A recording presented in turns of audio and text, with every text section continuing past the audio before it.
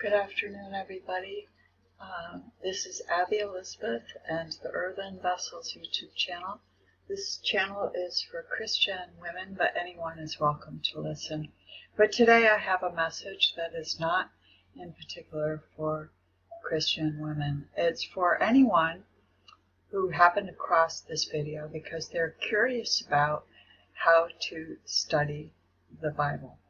So it's actually pretty simple, and this shouldn't take long to explain. So when someone isn't familiar with the Bible and is curious about it, there's a few basic things that you need to know about studying God's Word. And the first thing is that God's Word is found in the King James Version of the Holy Bible.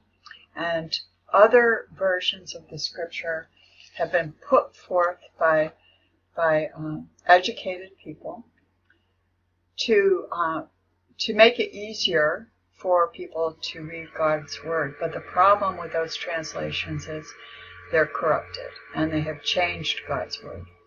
So the first thing that I counsel everyone to do is to get themselves a King James Version of the Holy Bible and read that only. Do not read other translations. Now, this can be hard in the beginning because those of us who have been born in the last 100 years or so don't speak English properly. We speak either British or American. And for that reason, there are some things that are hard for us to understand, particularly some of the pronouns, such as thee, thy, ye, thine, those kinds of things. But of a truth, those things are especially important to know what they mean and why they're being used. So for example, the pronoun thee or thy is another one, is a second person pronoun that refers to an individual. And the word ye or your is a second person pronoun that refers to more than one person. It's especially important to understand this in order to understand who the Scripture that you're reading about is speaking to. Is it speaking to one person or to a lot of people?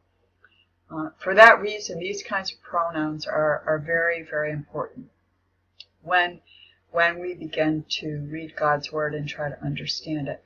So we can learn these differences pretty quickly. It doesn't take going to college or even taking a college class to understand the difference in these pronouns. And the more that we read them, the more familiar with them we become, and then it's not difficult for us to understand.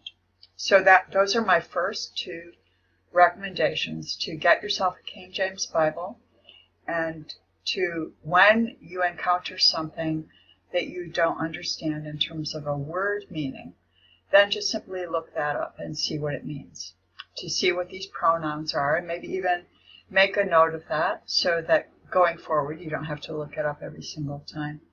And of course, there are many words in the King James Bible that are not commonly used in the modern vernacular, and for that reason it's important to look up those words, and one can do that on a computer by simply typing in that word and maybe put in, with the search, put in Bible, because sometimes the word has a different meaning elsewhere. So we want to look at how the English was used in the King James Bible. That said, one should never allow a word definition to change for us what the Word of God generally teaches. And this is what I would say next, is that the Bible does not contradict itself. There are absolutely no contradictions in it, but it is a very large book that was penned by many different men. Christians believe that the Word of God was inspired by God, and therefore God was speaking through the hand of the men who wrote it. And we believe that there are no contradictions. There are many, though, who like to point out what they feel to be contradictions, and that's because they don't know how to properly study the Word of God and rightly divide the word of truth. And if you encounter something that seems like a contradiction, what I would advise you to do is twofold. One is that I will list in the description box below the website of a man of God who can help you. And when you go to his website, if you go to the contact link on that page, you can find his email. And if you have a question about how to understand something, you can write to him and he will help you. The other thing that I will link for you is his YouTube channel, which has a number of studies about God's Word. And I would particularly recommend that you start with his series on the doctrines of Christ. So those two things will be listed for you in the description below. Because sometimes we do need a little guidance when beginning to study the Word of God. If we go now to the book of Hebrews, and the book of Hebrews is in the New Testament, it's pretty close to the end of the Bible.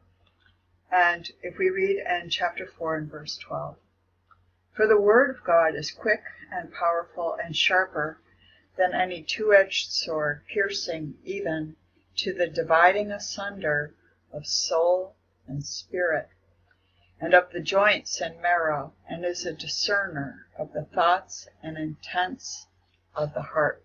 So the Word of God is very powerful. It's not just any old book.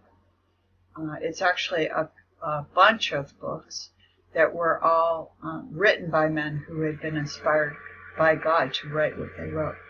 There is no contradiction in it. If there seems to be, that can be found out. It can be understood with diligent study. And again, if you encounter a question like that, I would urge you to contact the man of God that I have referenced in the description box. But as to how to begin to study the Word of God, there are many places we can begin anywhere. But what I did when I began to study the Word of God is I got myself a Bible that had something in it, and I'll try to hold this up so you can see, where you can see that in the center column, in between the scripture, there are written little tiny references to other parts of the scripture. So, for example, if we take Hebrews 12 that I just read for you, and we look in that middle column, there are a bunch of other scriptures from other portions of the Bible that speak to the same topic. Now, what's in the center column are not every scripture in the Bible that speak to that topic, but it can help a person to understand more deeply from the Word of God other places in scripture that speak about the same thing. So, for example, in this particular passage, Hebrews 4:12, what's listed here is Psalm 147:15, Jeremiah 23:29, Isaiah 49:2, Ephesians 6:17, Revelation 1:16, 1 Corinthians 14:25. And again, those are not the only passages in the Bible that are relevant to this particular passage. But you can see that the Bible is something that is rich, and it covers many topics in much depth and many different locations in it. So this is one way that we can study the Bible.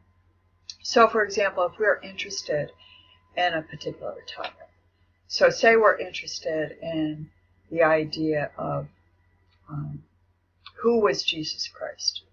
So we could look up on the internet, we could type in who is Jesus Christ and a bunch of scripture, and KJV, so put King James Bible. So who is Jesus Christ, King James Bible, and then some scriptures will come up, and you can click on that, and as long as it's referring to the King James Bible, then you can look at the list of passages that come up and maybe turn to one of those passages and begin to read, and to look up all the passages that are listed on the internet, but also any that are listed in the center column of your Bible. Now, not all Bibles have that center column. This is what is known as a reference Bible. So I would purchase a King James reference Bible, because a reference Bible will have those kind of links, old-fashioned links in that center column. So those are ways that one can begin by doing a topical, studying according to a topic. So maybe you want to understand about creation. And so you could do the same thing. You could do a Google search about creation, King James Bible, and some scriptures will come up. And then you can begin to study there. And you read the Word. And what I then would advise, and this is my final recommendation, that you not read commentaries, you not read dissertations of educated people, but that you restrain yourself from that and read only God's Word. And try to understand God's Word by reading it, and not by reading men's interpretations of it. Because of a truth, many people have been deceived in so doing. Because it's often, these kind of commentaries and dissertations are written by religious people who don't really understand the Scripture. But they seem to. And for someone who doesn't understand God's Word, it can be very tempting to go and read these kinds of things. This doesn't mean that everyone who writes about the Scripture is misleading people, but it does mean that in the beginning, what I really recommend is that people read the Word for themselves. And anything that anyone says, be it me or the man of God that I'm recommending, that does not line up with Scripture, that needs to be disregarded. So what we want to do is to learn about the Scripture from the Scripture and not let anyone contradict the Scripture. So when we read that the Word of God is quick and powerful and sharper than any two-edged sword, piercing even to the dividing asunder of soul and spirit and of the joints and marrow, and is a discerner of the thoughts and intents of the heart, then we know that the Word is what we should be learning from, and not necessarily from this or that teacher. And if we do that, if we simply seek to read it as it's written and ask God to give us understanding, then we will find understanding. When I first was born of the Word of God, I read the Word. I had a King James Bible, and I read it, and I asked God to help me understand when I didn't understand something, and He did. And another thing that happened then was when I was searching for the truth, if I encountered a teacher and they were teaching something, I would look it up in the Word and see if what they were teaching was in line with what the Scripture says. And if it wasn't, I would walk away from that teacher.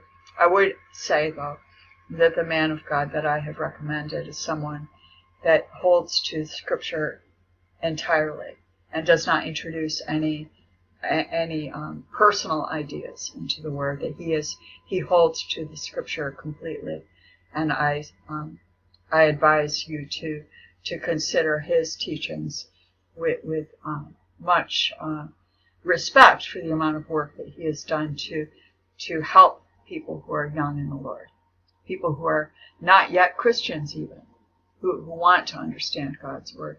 That he has done a tremendous amount of very good work in that respect, and he does hold to Scripture completely. And I know this from experience, so I'm advising him based on that. So the thing is that to read the Bible, we don't want to read the Bible through the lens of religious commentaries, through what we might hear in a college class, by reading other books or watching presentations online from people, unless they do not contradict the Word. And if they contradict the Word, then we step away from those people.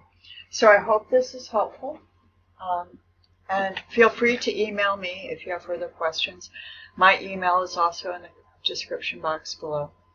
And my prayer is that this video might be helpful to people who are not Christians, but are curious about the Bible and wonder what is said in it. It's a very large book, and while I do advise people that ultimately it is very wise to begin in the beginning and read all the way through, for those who have never read the Bible, I do suggest that first they find something in their heart that they're interested in, and to do a word search on the internet for scriptures that speak to that, and then to begin a word study by reading the word. So I hope this is helpful to you, and feel free to contact me. And my prayer is that this little bit of instruction will go forth into the world and help many to come to the Bible and read it, which is certainly good for anyone who desires to do so.